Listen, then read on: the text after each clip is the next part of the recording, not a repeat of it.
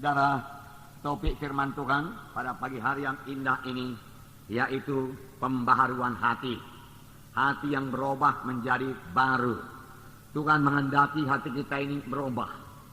Dalam mengikut Tuhan, kita tidak boleh terus-menerus memakai hati yang lama. Hati kita harus berubah menjadi hati yang baru. Tetapi banyak anak-anak Tuhan kurang memperhatikan perubahan hatinya. Pada akhir-akhir tahun ini, saudaraku, marilah kita memperhatikan hati kita. Sudahkah hati kita ini berubah? Bertambah-tambah mengasihi, bertambah-tambah memperdulikan orang lain. Doa kita juga, saudaraku, bertambah-tambah kepada orang lain, kepada sesama saudara-saudara seiman, saudaraku. Sudahkah hati kita ini, saudaraku, bertambah-tambah sabar, saudaraku, bertambah-tambah murah hati, bertambah-tambah tidak cemburu, bertambah-tambah tidak mementingkan diri sendiri, dan tidak sombong, saudaraku, dan lain sebagainya, sebagai yang tertulis dalam buah roh itu, dalam Galatia 5, saudaraku. Saudara, dengan jujur nanti kita boleh mengaku kepada Tuhan, dan kita mau Roh Kudus yang membentuk kita dalam hal ini. Sepanjang kita sudah sadar dan kita mau berubah, saya percaya Roh Kudus mau mengubahkan kita. Tetapi banyak anak-anak Tuhan, saudaraku, hanya mengejar karunia-karunia Roh Kudus. Sebab karunia-karunia Roh Kudus itu luar biasa. Karunia-karunia Roh Kudus itu, saudaraku, ya bisa membuat pelayanan kita terkenal, saudaraku. Dan orang mengenal kita sebagai hamba Tuhan, orang yang dipakai Tuhan, dan sebagainya, saudaraku. Jadi banyak anak-anak Tuhan berdoa buat karunia-karunia Roh Kudus, tetapi kurang berdoa buat hati Yesus. Kurang berdoa buat karakter-karakter Yesus supaya jadi dalam hidupnya. Firman Tuhan berkata dalam 1 Korintus 14 ayat 1, saya membacakan kepada saudara, 1 Korintus 14 ayat 1, di sini dikatakan, saya membaca, kejarlah kasih itu dan usahakanlah dirimu memperoleh karunia-karunia roh, terutama karunia untuk bernubuat. Kejarlah kasih itu, usahakanlah dirimu beroleh kasih itu lebih dahulu. Kemudian usahakan lagi dirimu beroleh karunia-karunia roh, terutama karunia untuk bernubuat. Jadi yang pertama, saudaraku, yaitu mengejar kasih. Kasih yaitu soal hati. Karunia-karunia roh itu soal kuasa. Kasih itu, saudaraku, soal hati. Hati yang mengasihi, hati yang tergerak oleh belas kasihan. Kejarlah itu, Tuhan berkata. Itulah dia hati Yesus. Hati yang murah hati Yesus, saudaraku. Hati yang mengampuni, itulah hati Yesus. Hati yang tidak cemburu, itu hati Yesus, saudaraku. Kejarlah itu, Tuhan berkata. Tidak cukup kamu hanya mengejar karunia-karunia roh saja.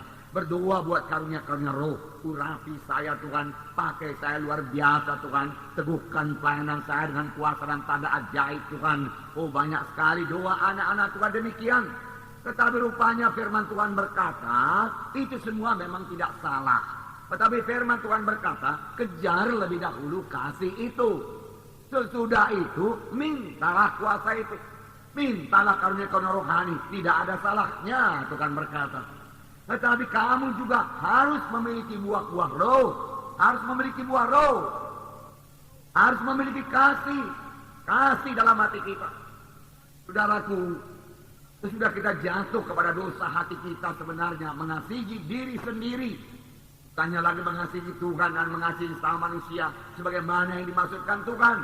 Tetapi kita sudah banyak mengasihi diri kita sendiri. Oleh sebab itu kita perlu berdoa supaya Tuhan mengubahkan hati kita lebih dahulu. Menjadi hati yang baru. Menjadi hati yang mengasihi. Hati yang suka menolong. Hati yang suka kebaikan orang lain. Hati yang tergerak oleh belas kasihan melihat jiwa-jiwa berdosa atau jiwa-jiwa keberatan. Bagaimana Tuhan melihat seorang yang sakit kusta, yang berdoa kepadanya, Tuhan, jika engkau mau, engkau sanggup menyembuhkan aku. Firman Tuhan mengatakan bahwasanya pertama-tama hati Yesus tergerak oleh belas kasihan. Lalu dia mengulurkan tangannya dan menyembuhkan orang tersebut. Dalam perumpamaan orang Samaria, ada seorang yang turun dari Yerusalem ke Jericho. Dia dirampas oleh penyamun-penyamun, memukulnya, meninggalkannya hampir mati. Lalu lewatlah seorang imam, dia melihatnya, hatinya tidak tergerak oleh belas kasihan. Dia punya kedudukan dalam gereja. Dia dihormati dalam gereja, saudaraku. Dia orang yang beragama, saudaraku. Tetapi hatinya tidak tergerak oleh belas kasihan. Tidak tergerak untuk menolong. Dia melihat, dia melewatinya saja, saudaraku. Kemudian datang lagi seorang Lewi. Yang juga orang beragama. Terkenal, saudaraku, memegang hukum Taurat, saudara. Tetapi hatinya masih hati yang lama. Dia lihat orang yang dirampas itu. Kemudian dia lewati, dia berjalan lalu, saudaraku. Saudara, kemudian lewatlah seorang Samaria yang kelihatannya tidak sebagai orang yang beragama. Akan orang mengatakan itu orang kafir. Tetapi dia memiliki hati yang baru, hati yang mengasihi. Ketika dia lihat orang yang dirampas itu, hatinya tergerak oleh belas kasihan. Hatinya tergerak oleh belas kasihan. Dan tidak sampai di situ saja. Hati yang tergerak oleh belas kasihan ini diteruskannya kepada tindakan. Tindakan kasih, perbuatan kasih. Dia datang kepada orang tersebut. Kemudian dia bersihkan luka-lukanya. Dia balut luka-lukanya. Kemudian dia angkat ke keledainya. Dia bawa ke rumah tumpangan. Kemudian dia berkata, uruslah orang ini baik-baik. Ini 2 dinar. Nanti kalau kurang, waktu aku kembali, ku tambahi lagi. Pokoknya dia engkau urus baik-baik sampai dia bisa sembuh. Sampai dia pulang ke kampungnya. Bahkan dia tidak mengharap balasan apa-apa. Saudaraku, itulah dia hati Yesus. Saudaraku, itulah dia karakter Yesus. Saudaraku, itu yang perlu kita miliki. Saudara, memang kita perlu kuasa, perlu. Tanpa kuasa juga tidak bisa melayani. Saudaraku, tetapi lebih penting hati ini, hati yang berubah. Hati yang mengasihi. Dan Tuhan mau memberikan. Sepanjang kita sudah menyadari diri kita butuh hati yang baru. Butuh hati yang mengasihi. Sepanjang kita sudah menyadari kasih kita begitu miskin. Kita bisa berseru kepada Tuhan. Tolong aku Tuhan. Barui hatiku Tuhan. Penuhi hatiku dengan kasih Tuhan. Saudaraku, dari genapkanlah 1 Korintus 14 ini. Kejarlah kasih lebih dahulu. Kemudian usahakanlah dirimu beroleh karunia-karunia rohani. Bukan kebalikannya. Karunia-karunia rohani dulu Tuhan. Aku mau puasa Tuhan. Pakai aku Tuhan. Luar biasa Tuhan urapanmu atasku Tuhan. Oh haleluya Tuhan. Supaya pelayanku penuh dengan tanda ajaib, tanda mujizat. Yang membawa jiwa-jiwa kepada pertobatan. Kalaupun itu terjadi saudaraku. Sesudah jiwa-jiwa itu bertobat. Saudara tidak akan sanggup juga melayaninya. Kenapa saudaraku? Karena kasih Tuhan masih sangat miskin dalam hati kita, saudaraku. Saudara, jadi jangan terbalik, saudaraku. Kejar kasih lebih dahulu, baru karunia-karunia roh, baru kuasa, baru urapan, saudaraku. Nah, saudaraku yang kasih dalam nama Yesus, jangan abaikan hati ini. Mohon kuasa, kuasa, kuasa. Tapi dalam hati masih penuh dengan kemarahan. Mohon kuasa urapan Tuhan. Tapi dalam hati saudaraku penuh dengan kesombongan. Itu akan membuat orang tersebut jatuh. Itu tidak jauh bedanya dengan Lucifer. Dia sangat dikaruniai Tuhan. Karunia-karunia roh bekerja semuanya kepada dia. Dia memimpin pujian yang luar biasa di sorga. Dia punya talenta musik yang luar biasa. Dia punya urapan penyembahan yang luar biasa. Tetapi dia memiliki hati yang sombong. Hati yang membesarkan diri. Dia mementingkan diri sendiri. Hatinya belum berubah. Dan tidak lama kemudian dia pun jatuh. Kita melihat hati kita. Sudahkah kita bebas dari kemarahan? Sudahkah kita bebas dari kepahitan hati? Sudahkah kita bebas daripada roh tidak mengampuni? Sudahkah hati kita bebas daripada roh-roh pertentangan? Balas dendam, daripada segala kenajisan, saudaraku. Itulah yang perlu dibersihkan lebih dahulu. Dan seturut dengan firman Tuhan minggu yang lalu, kalau kita membersihkan dari dalam pinggan itu, maka bahagian luar pinggan itu juga akan bersih. Karena apa yang di dalam hati ini memanifestasikan dirinya keluar dalam tindakan, perbuatan, dan perkataan kita. Amin, saudara. Firman Tuhan berkata, apa yang dalam hatimu itu keluar dari mulutmu. Kalau hati kita sudah bersih, saudaraku, pelayanan kita akan bersih. Kalau hati kita sudah mengasihi, pelayanan kita mengasihi, saudaraku. Kalau hati kita sudah rendah, saudaraku, kita tidak akan sombong. Walau bagaimana terjadi mujizat Tuhan, tanda jahat dalam pelayanan kita, atau banyak sekalipun jiwa-jiwa selamat, saudaraku, ataupun sidang kita begitu besar, saudaraku, kita selalu memberi kemuliaan kepada Tuhan Yesus. Jadi yang pertama, saudaraku, hati yang berubah bukan tanda-tanda. Sekali Tuhan menegurkan, saudaraku, orang-orang Israel, saudaraku, karena mereka minta, saudaraku, ahli-ahli Taurat, saudaraku, orang Farisi minta tanda-tanda. Tuhan menengking mereka. Matius 19 ayat 4, saya membacakan kepada saudara. Angkatan yang jahat dan tidak setia ini menuntut satu tanda. Tapi kepada mereka tidak akan diberikan tanda selain tanda Nabi Yunus. Lalu Yesus meninggalkan mereka dan pergi. Nah, mereka suka tanda-tanda. Mereka suka kalau mereka sakit, mereka sembuh. Mereka suka kalau mereka buta, mereka melihat. Mereka suka tanda-tanda. Atau melihat orang lain kalau aku menerima mujizat Tuhan. Mereka suka. Beri lagi tanda Tuhan Yesus. Beri lagi tanda lebih banyak. Tetapi Tuhan mengetahui hati mereka. Dan Tuhan berkata, angkatan yang jahat ini, hatimu masih jahat, tapi engkau minta tanda. Yang perlu hatimu lebih dahulu berubah, lalu mintalah kuasaku. Tuhan berkata, angkatan yang jahat ini dan tidak setia. Oh, saudaraku, dua perkara diterangkan Tuhan mengenai angkatan pada waktu itu, yaitu angkatan yang jahat dan angkatan yang tidak setia. Minta tanda, tapi Tuhan berkata, tidak kuberikan tanda selain daripada tanda Nabi Yunus. Boleh jadi, saudaraku, tanda Nabi Yunus yaitu sama seperti Yunus, tinggal 3 hari dalam perut ikan, demikian anak manusia tinggal 3 hari dalam perut bumi, kemudian bangkit daripada kematian. Itulah dia tanda yang diberikan kepada mereka. Bahkan sebenarnya Tuhan memberikan tanda yang sangat besar, yaitu tanda bangkit daripada kematian, tanda bahwasanya dia adalah juru selamat. Tetapi biarlah kiranya ini membawa orang Farisi tersebut kepada pertobatan yang sungguh-sungguh. Mereka minta tanda tanpa mau bertobat. Mereka minta tanda untuk bersuka cita saja dengan tanda itu. Pantaslah kita bersuka cita dengan tanda, dengan mujizat, dengan kuasa Tuhan. Saya bersuka cita. Tetapi itu saja tidak cukup. Tuhan menghendaki perubahan hati. Tuhan menghendaki kita berubah di dalam ini. Miliki hati yang rendah. Miliki hati yang tergerak oleh belas kasihan. Terus menerus mujizat Tuhan. Terus menerus kuasa Tuhan. Terus menerus urapan. Tetapi tidak pernah menyelidiki hati ini. Bagaimana hatiku di hadapan. Yang lalu saudara kita mengenal apakah permintaan Musa. Musa minta supaya Tuhan menyertai dia.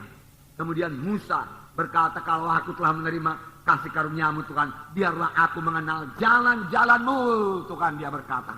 Bahkan Musa tidak pernah minta tanda jahat dan mujizat. Dia minta supaya mengenal Yesus lebih dalam lagi. Dia mau kenal jalan-jalan Yesus. Dia mau kenal hati Yesus. Dan dia menjadi berkenan kepada Tuhan. Saudara. Puji Tuhan. Saudara. Ada satu contoh, saudara, dalam Kisah Rasul pasal 8. Mana seorang yang sangat menginginkan tanda jahat, tanda mujizat. Tetapi hatinya tidak lurus. Hatinya masih bengkok di hadapan Tuhan. Dia mau mujizat, dia mau mujizat. Tapi Paulus menegurkan dia, hatimu bengkok, hatimu pahit. Mengapa engkau tidak mohon lebih dahulu supaya hatimu diluahkan? Mengapa kau tidak mohon lebih dahulu supaya hatimu menjadi lurus, mengasihi? Engkau mau tanda-tanda, berikan kuasa, berikan kuasa. Tapi Paulus berkata, kuasa tidak akan diberikan kepadamu. Bahkan kau sendiri akan binasa, dia katakan. Kisah 8 ayat 14, saya bacakan kepada saudara. Ketika rasul-rasul di Yerusalem mendengar bahwa tanah Samaria telah menerima firman Allah, mereka mengutus Petrus dan Yohanes ke situ. Tibanya di situ kedua rasul itu berdoa supaya orang-orang Samaria itu beroleh Roh Kudus. Sebab Roh Kudus belum turun di atas seorang pun di antara mereka, karena mereka hanya dibaptis dalam nama Tuhan Yesus. Kemudian keduanya menumpangkan tangan di atas mereka, lalu mereka menerima Roh Kudus. Ketika Simon melihat bahwa pemberian Roh Kudus terjadi oleh karena rasul-rasul itu menumpangkan tangannya, ia menawarkan uang kepada mereka, serta berkata, berikanlah juga kepadaku kuasa itu, supaya jika aku menumpangkan tanganku di atas seseorang, ia boleh menerima Roh Kudus. Tetapi Petrus berkata kepadanya, binasalah kiranya uangmu itu bersama-sama dengan engkau, karena engkau menyangka bahwa engkau dapat memberi karunia Allah dengan uang. Tidak ada bahagian ataupun hakmu dalam perkara ini, sebab hatimu tidak lurus di hadapan Allah. Jadi bertobatlah dan dari kejahatanmu ini, dan berdoalah kepada Tuhan supaya ia mengampuni niat hatimu ini. Sebab kulihat bahwa hatimu telah seperti empedu yang pahit dan terjerat dalam kejahatan. Jawab Simon, hendaklah kamu berdoa untuk aku kepada Tuhan, supaya kepada aku jangan kiranya terjadi segala apa yang telah kau katakan itu. Saudara, di sini tanah Samaria telah mendengarkan Injil Tuhan. Lalu sidang Yerusalem mengutus Petrus dan Yohanes. Tibanya mereka di sana, mereka melayani orang Samaria. Dan orang Samaria belum menerima Roh Kudus. Petrus dan Yohanes mengetahui bahwasanya jiwa-jiwa yang baru selamat perlu dibaptis dengan air dan perlu dibaptis dengan Roh Kudus. Lalu mereka menumpangkan tangan ke atas mereka itu satu persatu. Siapa saja yang ditumpangkan tangan oleh Petrus dan Yohanes, mereka penuh dengan Roh Kudus. Mereka berbahasa roh. Ditumpangkan lagi satu orang, mereka penuh dengan Roh Kudus. Mereka berbahasa roh. Dan Simon yang pada mulanya adalah tukang sihir, tapi sudah bertobat, saudaraku, melihat hal tersebut. Melihat hal tersebut. Dan dia kepingin beroleh kuasa itu. Dia bukan kepingin dapat baptisan Roh Kudus pun, saudaraku. Dia kepingin, saudaraku, seperti Petrus, seperti Yohanes. Dia tidak tahu bahwasanya Petrus dan Yohanes itu menerima karunia Tuhan saja. Tuhan memakai dia. Karena dia biasa sebagai tukang sihir yang mengobati orang, dukun kalau sekarang, saudaraku, tapi dia sudah bertobat. Dan dia selalu menerima uang dari siapa saja yang diobatinya. Maka dia pikir dia bisa membeli kuasa tersebut. Dia tawarkan kepada Petrus dan Yohanes uang. Ini uang. Berikanlah kepadaku juga kuasa itu. Aku rindu kuasa itu. Aku mau kuasa itu. Aku ingin seperti engkau. Aku ingin supaya kepada siapa nanti kau letakkan tangan, jadilah sama seperti kepada orang yang kau letakkan tangan ke atasnya. Dia juga penuh Roh Kudus. Aku ingin, aku rindu. Hebat kali pelayanan seperti itu. Aku akan menjadi orang yang terkenal. Lebih terkenal lagi seperti pada waktu aku menjadi dukun dari tukang sihir. Oleh sebab itu berikan kepada kuasa itu. Ini uang, berapa kau mau? Boleh kuberikan padamu. Tapi Petrus dan Yohanes berkata, binasalah engkau, binasalah uangmu. Karena engkau pikir karunia Allah bisa dibeli dengan uang. Karunia Allah tidak bisa dibeli dengan uang. Karunia Allah itu karunia. Itu pemberian, saudaraku. Tidak bayar apa-apa. Karunia rohani juga pemberian. Itu bukan milik saudara. Karunia rohani bekerja supaya saudara bersekutu dengan Tuhan. Karunia rohani bekerja sepanjang saudara sebagai ranting pada batang anggur itu melekat pada batang anggur, maka karunia roh akan mengalir kepada saudara. Itu pun Tuhan berkata, engkau harus mencari kasih lebih dahulu, baharui dulu hatimu, barulah aku berikan kepadamu karunia rohani. Tuhan berkata, baharui hati lebih dahulu. Kemudian Petrus dan Yohanes menerangkan keadaan Simon. Aku melihat engkau masih dijerat oleh jerat kejahatan. Dia katakan, hatimu tidak lurus di hadapan Tuhan. Dia katakan, hatimu seperti empedu yang pahit. Dan engkau terjerat oleh banyak kejahatan. Oh, hati Simon masih parah sekali keadaannya. Hatinya tidak lurus, berarti hatinya bengkok-bengkok. Masih, saudara, caranya minta kuasa itu juga hati yang bengkok, saudaraku. Banyak menipu lagi. Dia belum berubah daripada hatinya yang bengkok itu. Terjerat oleh kejahatan. Terjerat. Dijerat oleh kejahatan. Saudara, kalau dijerat oleh kejahatan, tanpa kuasa Tuhan tidak bisa bebas. Sama seperti jerat penangkap burung. Kapan burung masuk jerat, biasanya siaplah riwayatnya, tamatlah riwayatnya. Dan saya bersyukur, Mazmur pasal 91 berkata, bahwasanya Tuhan melepaskan orang yang berlindung kepadanya. Orang yang mengambil Tuhan sebagai tempat perteduhannya. Ia akan melepaskan kamu daripada jerat penangkap burung. Melepaskan kamu daripada penyakit sampar busuk. 1000 lebar sebelah kirimu, 10.000 sebelah kanan, itu tidak mengenai engkau. Malah petaka tidak akan mendekat kepadamu. Haleluya. Nah, jerat tidak bisa kena kepada kita. Tetapi Simon masih dijerat, masih diikat oleh kejahatan. Hatinya masih jahat di dalam. Orang tidak melihat, tetapi Petrus dan Yohanes bisa melihat karena dia orang-orang rohani. Dia memiliki karunia rohani, karunia roh, karunia perkataan pengetahuan. Dia lihat hatimu terjerat oleh kejahatan. Dari situlah engkau perlu bertobat. Hatimu tidak lurus, dari situlah engkau perlu bertobat. Satu lagi hati Simon ini yang sangat parah, yaitu hatimu sebagai empedu yang pahit. Wah, saudaraku, empedu memang sangat pahit. Begitulah hati Simon, ada kepahitan. Kepahit dalam hatinya ini, saudaraku. Dia masih membiarkan kepahitan itu. Tetapi dia minta juga, beri aku kuasa itu, Tuhan. Beri aku kuasa itu, Petrus dan Yohanes. Engkau mau uang ini. Pokoknya aku jadi termasuk. Cara dia tidak menanggulangi lebih dahulu kepahitan hatinya. Dia tidak menanggulangi lebih dahulu hatinya yang bengkok, saudaraku. Dia tidak menanggulangi lebih dahulu hatinya yang masih jahat. Kemudian setelah dikatakan demikian, Dia dengan enteng saja berkata, kalau begitu berdoalah, supaya jangan jadi kepadaku seperti yang kau katakan itu. Saudaraku, dia tidak mau, saudaraku, kedoknya terbuka kepada orang banyak. Seharusnya kalau Simon ini mau berubah, dia berkata kepada kepada Petrus dan Yohanes, Petrus, Yohanes, betul yang kau katakan itu. Hatiku ini masih pahit. Aku memiliki hati yang pahit, saudara-saudara, dia katakan. Kepahitan masih dalam hatiku. Apa aku berbuat, Petrus dan Yohanes? Doakanlah aku supaya aku bebas daripada kepahitan hatiku. Tapi banyak orang tidak berani mengaku keadaan hatinya. Dia malu, gengsi, saudaraku. Itu sebabnya, saudaraku, perubahan belum terjadi.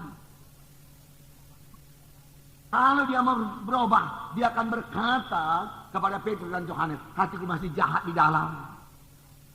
Aku memang telah terjerat oleh kejahatan. Maklum ajalah kau, Petrus, Yohanes. Aku ini tukang sihirnya dahulu. Jadi banyak kali aku sudah dijerat oleh kejahatan. Bebaskan aku, Petrus. Engkau punya kuasa. Tolong doakan aku. Tolong letakkan tangan padaku. Supaya aku bebas daripada jerat kejahatan ini. Dia tidak mau berbuat demikian. Dia biasa dihormati orang. Gengsinya saudaraku terasa turun kalau dia berkata demikian. Inilah yang menyebabkan saudaraku kuasa Tuhan tidak bekerja mengubahkan jiwa-jiwa. Malu mengaku dosa. Malu kedengaran orang lain. Simpan di dalam. Hati yang tidak terbuka, saudaraku. Satu lagi apa dikatakan tadi, saudaraku. Hati yang bengkok, saudaraku. Dikatakan, ya, hati yang bengkok. Tidak lurus. Selalu berbengkok-bengkok. Selalu ada maksud buat menipu.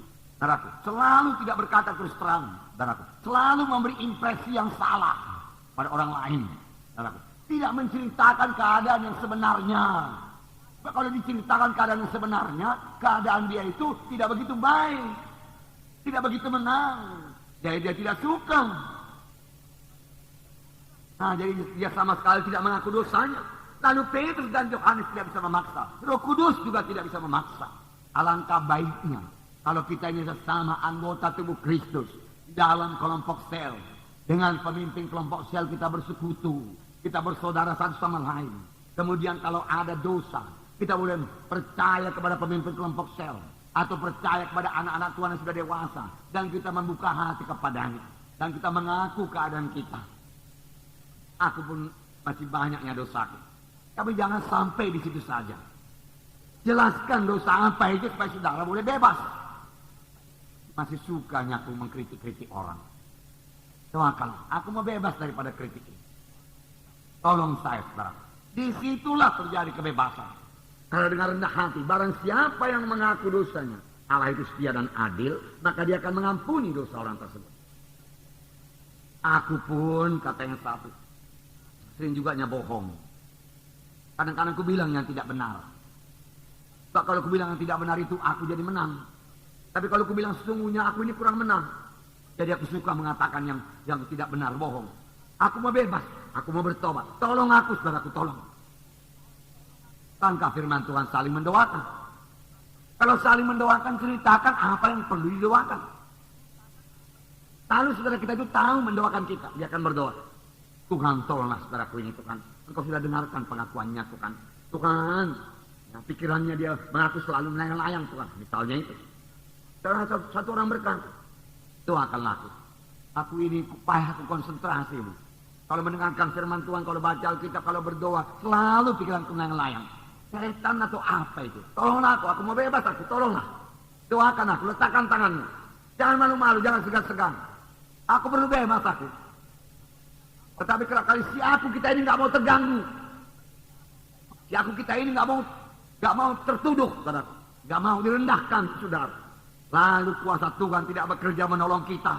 Padahal Tuhan sudah sediakan begitu banyak anak Tuhan yang lain. Dan Tuhan berkata kamu semua bersaudara satu sama lain. Dan Tuhan berkata hendaklah kamu saling menolong. Dan Tuhan berkata jangan mementingkan diri sendiri, melainkan orang lain juga. Hendaklah kamu saling mendoakan satu sama lain. Kamu semua bersaudara dalam Tuhan. Apa gunanya itu, saudaraku? Saudara, supaya kita berani membuka hati. Dan kepada saudara yang mendengar saudaraku orang lain mengaku dosa kepada saudara, bukan untuk diceritakan kepada orang lain, kepada anak Tuhan yang lain. Bukan, jangan nanti saudara berdosa dalam hal ini, saudaraku.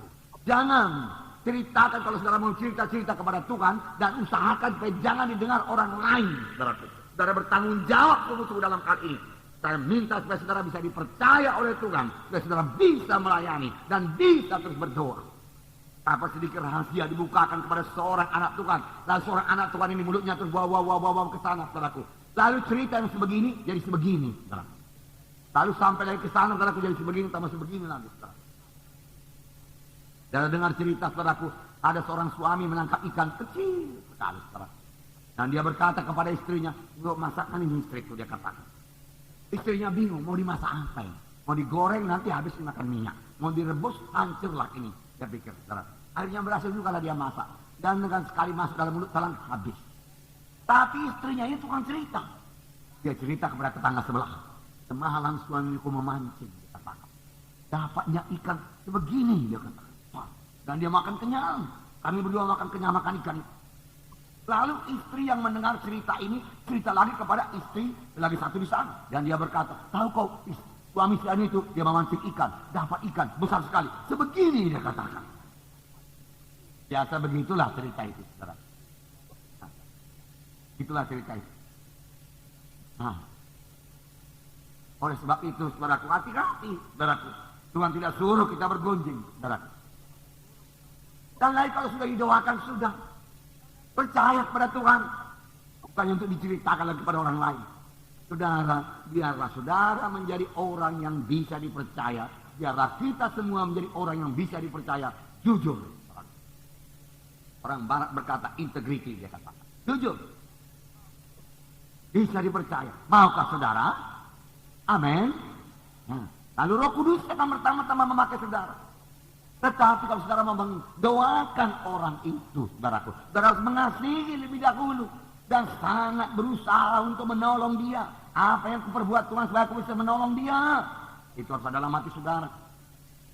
Di waktu jiwa-jiwa saudaraku yang sakit datang di lubuk pakam, saudaraku, dan jumlah saudaraku jiwa-jiwa baru yang dicatat, saudaraku, 800 lebih dalam 2 malam. Tidak ada yang double, sudah diambil yang double. Jadi banyak sekali. Banyak yang sakit. Banyak yang keberatan. Saudara, dalam hati saya sudah menangis. Saya merasa apa yang bisa kuperbuat buat jiwa yang begini, Tuhan? Saya katakan. Tuhan, bisakah firman-Mu yang begini mengubahkan dia, Tuhan? Saya katakan. Tolong aku firman-Mu yang lebih kuat lagi, Tuhan, untuk mengubahkan mereka. Lalu, saudaraku, saya ambil lagi satu kertas, saudaraku, saya catat lagi beberapa ayat supaya itu bisa saya khotbahkan, saudaraku. Saudaraku, tapi melihat lagi datang lagi jiwa-jiwa, diangkat lagi dari minibus lumpuh, saudaraku.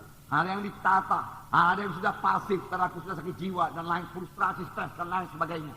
Saudara, ada yang tumor, ada yang kanker, saudaraku. Begitulah mereka datang. Sama seperti pada waktu pelayanan Tuhan Yesus. Mereka menaruh orang sakit di tepi jalan, begitu banyaknya. Waktu itu saya kepingin, Tuhan, oh Tuhan, jadilah demikian Tuhan supaya mereka sembuh, Tuhan, mereka sembuh. Tapi saya jatuh kasihan. Saudaraku, saya melayani mereka. Firman Tuhan diurapi Tuhan, saudaraku. Saya serahkan kepada Tuhan. Saya mula-mula jalan dengan catatan. Kemudian saya tidak jalan dengan catatan lagi. Saya berjalan dengan Roh Kudus. Apa yang kau mau pakai saya? Aku ini saluranmu saja, Tuhan. Silakan bekerja. Dan Tuhan bekerja, saudaraku. Jiwa-jiwa sembuh, jiwa-jiwa sembuh, jiwa-jiwa sembuh, jiwa-jiwa sembuh. Saudaraku, pada malam pertama juga sudah demikian. Tapi lihatlah dari mana mulainya kasih, saudaraku, kasih. Kasih, saudaraku, kasih. Hati yang mengasihi. Nah, saudaraku yang kasih dalam nama Yesus. Firman Tuhan tadi berkata, angkatan yang jahat dan tidak setia. Minta tanda, tidak setia. Apakah artinya tidak setia? Hati-hati supaya jangan seorang pun anak Tuhan tidak setia. Kalau dalam rumah tangga kita mengetahui apa tidak setia. Amin, saudaraku. Arti tidak setia, yaitu ada kekasih yang lain. Singkat saja. Itu artinya tidak setia.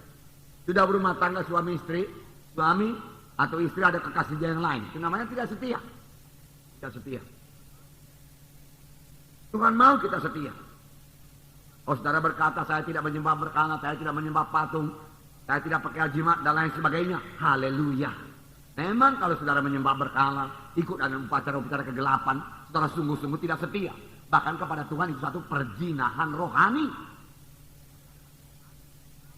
Tetapi ada lagi yang lain, yang halus. Saudaraku, setan cerdik. Saya tidak memuji setan, supaya kita tahu tipu dayanya, jangan kita kena tipu dayanya. Saudara, firman Tuhan berkata, persahabatan dengan dunia ini, permusuhan dengan Allah. Kalau kamu mengasihi dunia ini, tidak ada padamu kasih Bapa. Ya, kasih Bapa tarik diri. Kalau kita mulai mengasihi dunia ini, kalau ada kekasih kita yang lain, kekasih kita yang uang, kekasih kita mati di dunia ini, kekasih kita kesenangan dunia ini, dan apa yang bisa diberikan oleh dunia ini, maka kasih Bapa mundur daripada kita. Oh, saudaraku, keras ini firman Tuhan, saudaraku. Tetapi untuk kita yang hidup pada akhir zaman ini, di mana dunia materialistis, saudaraku, melanda dunia ini sekarang, saudaraku. Dan kita jangan ikut di dalamnya, saudaraku. Carilah perkara yang di atas. Carilah hati yang baru, hati yang teguh, roh yang kuat. Kita perlu memiliki roh yang kuat sekarang ini, sama sebagaimana Yusuf memiliki roh yang kuat, batin yang teguh, yang tidak bisa saudaraku digoda atau ditarik kepada dosa. Dia teguh dalam Tuhan. Itu yang kita butuhkan sekarang. Begini banyak tarikan daripada dunia ini. Begini banyak kesenangan dunia ini. Kesenangan daging yang ditawarkan oleh dunia ini. Kesenangan hawa nafsu yang ditawarkan oleh dunia ini. Orang sekarang mau berlajak-lajak. Mau senang-senang. Saudara, kalau kita jatuh cinta kepada kesenangan yang demikian, saudara, firman Tuhan berkata, kamu tidak setia. Tidak setia. Biarlah kita jadi orang yang setia. Saya membacakan kepada saudara. 1 Yohanes 2, ayat 15 dan 16. Sudah biasa saudara baca ini. Saya bacakan lagi. 1 Yohanes 2, 15 dan 16. Janganlah kamu mengasihi dunia dan apa yang ada di dalamnya. Jikalau orang mengasihi dunia, maka kasih akan Bapa tidak ada dalam orang itu. Jikalau seorang mengasihi dunia, maka kasih akan Bapa tidak ada pada orang itu. Kesenangan-kesenangan dunia yang membawa kesenangan-kesenangan daging, yang menjurus kepada pemuasan hawa nafsu, yang menjurus kepada hidup berlejak, yang menjurus kepada hidup yang sangat rileks. Tidak ada perjuangan, tidak ada kerinduan buat jiwa-jiwa lagi. Mengapa? Karena kasih Bapa sudah lenyap dari orang itu. Mengapa kita menginjil? Karena kasih Bapa tinggal dalam kita. Karena kita mengasihi jiwa-jiwa itu yang terhilang. Dan kita tahu kalau mereka mendengarkan Injil Tuhan, hidup mereka mesti berubah. Dan firman Tuhan tidak kembali dengan kosong, walaupun pada saat itu mereka tidak sembuh. Hati saya sudah berpuas kapan Injil yang benar, saudaraku, sudah diberitakan kepada mereka. Tapi kalau Tuhan berrahmat memberikan tanda jahit, tanda mujizat kesembuhan, puji Tuhan. Seorang yang sakit kanker di Lubuk Pakam bersaksi. Di sini masih kelihatan kankernya di telinganya. Di sini sudah dioperasi sekali, dia katakan. Dia bersaksi. Saya percaya saya sembuh, dia katakan. Mengapa? Saya katakan. Dari mana kamu tahu? Saya sudah dioperasi di sini. Tetapi itu masih ada lagi satu kankernya di sini. Dia berkata, saya sekarang sudah punya semangat, dia katakan. Semangat buat hidup. Saya berkata, puji Tuhan, itu yang terutama. Biasa orang sakit kanker demikian, saudaraku, tidak ada lagi semangatnya buat hidup. Tetapi setelah dia mendengarkan firman Tuhan, mendengar berita-berita tentang Yesus, ada semangatnya buat hidup. Itu yang terpenting, saudaraku. Kemudian kalau dia belajar ikut kebaktian, training, saudaraku, maka dia akan belajar beriman. Lalu dengan iman yang teguh, saudaraku, dia mengalahkan semua kegelapan, mengalahkan semua penyakitnya itu, mengalahkan kanker dan tumor. Amin, saudara. Dan itu yang terjadi kepada jiwa-jiwa kalau kita mengabarkan Injil. Kalau tidak, alangkah gelapnya hidupnya, alangkah putus asanya hidupnya. Seorang anak gadis dari bangun purba, saudaraku, malam pertama datang kaku, saudaraku. Mata tidak berkedip, mulut tidak bisa bicara, saudaraku. Tidak ada reaksi apa-apa, saudaraku. Kami berdoa dengan saudara Pandapota, dengan anak-anak Tuhan yang lain, saudaraku, kami meletakkan tangan dan mengusirkan roh penipu, roh stres, frustrasi, peringkau dalam nama Yesus. Saudaraku, dan saya suruh dia melihat saya, lalu ikut-ikut saya, dia mulai bicara. Malam kedua, saudaraku, dia pakaian bagus, muka terang, saudaraku. Kalian kesana saudara melihat, saya tes lagi di depan, saudaraku, sudah bertambah lancar bicara dan bisa ketawa, saudaraku. Oh, saudara, luar biasa pekerjaan Tuhan, luar biasa kuasa Injil Tuhan. Dan saya katakan kepada saudara, ini gambaran daripada jiwa-jiwa di banyak-banyak daerah di tempat lain di seluruh Indonesia ini, saudaraku. Banyak orang kecewa, banyak orang sakit hati, pahit hati, saudaraku, yang merusak seluruh hidupnya, di mana hanya terang Injil Tuhan saja, saudaraku, yang bisa mengubahkan hidupnya. Dan bagaimanakah mereka itu selamat kalau tidak ada yang memberitakan? Tidak ada yang pergi neraka. Nah, kalau kita semua senang-senang di Medan, Tuhan sudah memberkati kita. Saya puji Tuhan buat itu, saudaraku. Tetapi kita tidak bisa diam tenang-tenang di Medan ini, saudaraku. Tidak bisa, saudaraku. Pergilah kamu, Tuhan berkata, pergilah kamu. Kabarkan Injilku, Tuhan berkata. Jadikan sekalian bangsa muridku. Oh, puji Tuhan. Haleluya. Kemudian ayat 16. Sebab semua yang ada dalam dunia, yaitu keinginan daging dan keinginan mata, serta keangkuhan hidup, bukan berasal dari Bapa, melainkan dari dunia. Dalam dunia ini apa? Yang jangan kamu mengasihi dunia, dia katakan tadi. Keinginan daging. Satu. Yang kedua, keinginan mata. Yang ketiga, keangkuhan hidup. Ini terjadi pada orang dunia. Kadang-kadang dia tutup-tutupi, saudaraku, awak ini apalah. Tapi dalam hatinya sebenarnya, oh, aku hebat. Aku lebih daripada kamu sekalian. Sombongan, saudaraku. Ada yang menyombongkan mati, saudaraku. Ada menyombongkan keberhasilan, saudaraku. Ya. Ada menyombongkan kekuasaan. Keangkuhan hidup. Bukan daripada Allah. Janganlah keangkuhan hidup ini, saudaraku, menimpa kita. Saudaraku. Keinginan daging. Apakah itu? Biasanya keinginan daging, yaitu keinginan yang najis. Yang menjurus pada pemuasan hawa nafsu. Itulah dia keinginan daging. Baik, nafsu makan, berlajak-lajak, itu keinginan daging. Kesenangan dosa, itu keinginan daging. Percabulan, kecemaran, kenajisan, itu keinginan daging. Sejalan dengan Galati 5, 19, keinginan daging. Bukan daripada Bapa, jelas bukan daripada Bapa kenajisan. Jelas bukan daripada Bapa terhadap keinginan yang najis. Percabulan, bukan daripada Bapa. Kemudian keinginan mata, apakah itu? Saudaraku, ingin melihat yang dilarang Tuhan. Ingin melihat yang tidak suci.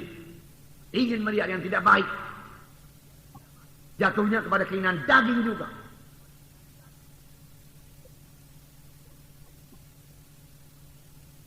Jadi sebabnya kalaupun ada yang menawarkan kepada saudara film-film porno itu, saudaraku, oh, tolak dalam nama Yesus. Apa? Ini anak Tuhan, katakan. Anak terang ini. Jangan berikan itu. Tidak ada jalannya kemari, ya. Katakan. Jangan sekali-sekali tawarkan kemari. Kamu salah alamat betul-betul. Pergi dalam nama Yesus. Perlu tegas kepada orang yang demikian. Majalah-majalah. Beberapa orang tahun yang lewat, saudaraku, menawarkan kalender kepada saya. Sudah dibungkus, sudah dibalut dan rapi. Apa gambarnya? Saya katakan. Gambar-gambar yang tidak senonoh, jangan kasih sama saya. Tidak usah dibuka. Jangan kasih sama saya. Oh enggak Pak, ini gambar ikan Pak. Gambar kuda. Saya katakan, oke kalau itu boleh.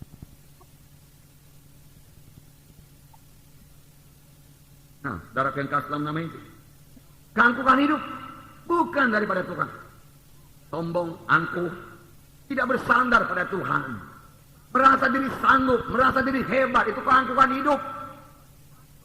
Dan kalau tetap mempertahankan hal tersebut, keangkuhan hidup, saudaraku, maka hatinya tidak pernah berubah.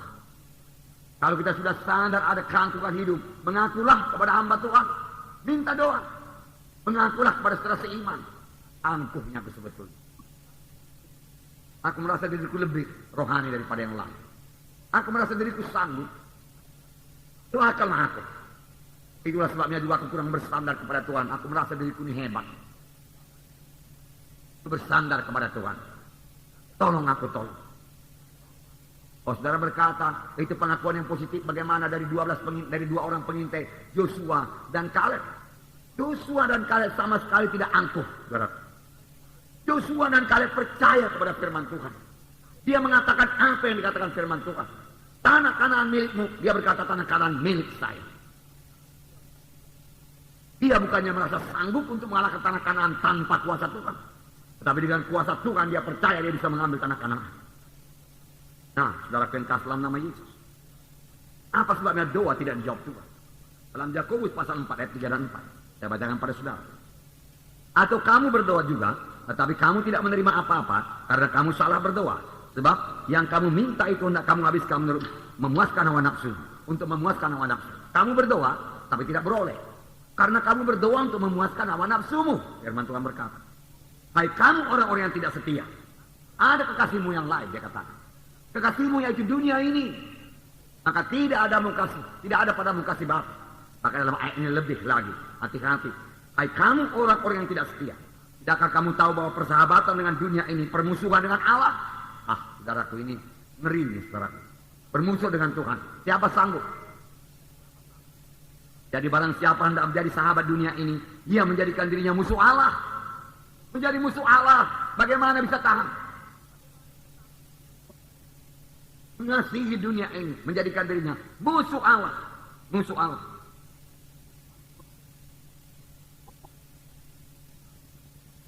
Perhatikan, saudara. Tuhan sebenarnya menyelamatkan kita, memberikan perubahan yang di dalam lebih dahulu. Itu kehendak Tuhan. Bukan luaran. Luaran, saudaraku, kelihatan baik. Luaran kelihatan bersih. Tetapi di dalam, saudaraku, boleh kelihatan. Di dalam hatinya, saudaraku, penuh dengan rampasan, firman Tuhan berkata. Luar, saudaraku, muka orang beragama. Luar, saudaraku, pakaian orang beragama. Luar, saudaraku, saudara, ucapan orang beragama. Semua diplomatis, saudara. Tapi di dalam bagaimana? Tuhan berkata perubahan hati. Tuhan berkata hati yang baru. Tuhan berkata hati yang mengasihi. Hati yang mengasihi. Hati yang mengasihi. Contoh Naaman. Naaman dari luar, saudaraku, pakai pakaian seragam. Kustanya nggak nampak sama sekali. Ya, firman Tuhan berkata, Naaman panglima yang gagah perkasa, panglima tentara Aram, mengalahkan orang Israel, sangat dikasihi oleh raja, punya kuasa yang besar, dan dia menawan seorang anak gadis kecil Israel. Dari luar kelihatan beres, tetapi saudaraku, anak gadis kecil ini yang menjadi pelayan di rumahnya mengetahui bahwa saya Naaman sakit kusta. Dan dia dengan berani dia bersaksi, dengan kasih dia bersaksi. Memang kalau hati ini sudah mengasihi, saudaraku, bersaksi itu, saudaraku, selalu keluar dari mulut kita. Kita rindu orang lain selamat. Kita rindu orang lain sembuh. Benarnya anak gadis kecil ini boleh memiliki perasaan. Mengapa aku harus menolong Naaman ini? Dia yang mengalahkan bangsaku. Dia yang menawan aku kemari. Biarin dia sakit kusta. Akibat dosanya itu supaya dia sadar. Tetapi kasih Tuhan dalam hati anak gadis kecil ini. Sekiranya Nabi ini pergi, sekiranya Naaman pergi kepada Nabi yang di Samaria, tentu disembuhkan Nabi itu dia. Naaman percaya. Mengapa? Karena diurapi Tuhan. Kesaksian orang yang mengasihi selalu diurapi Tuhan. Amin, saudaraku.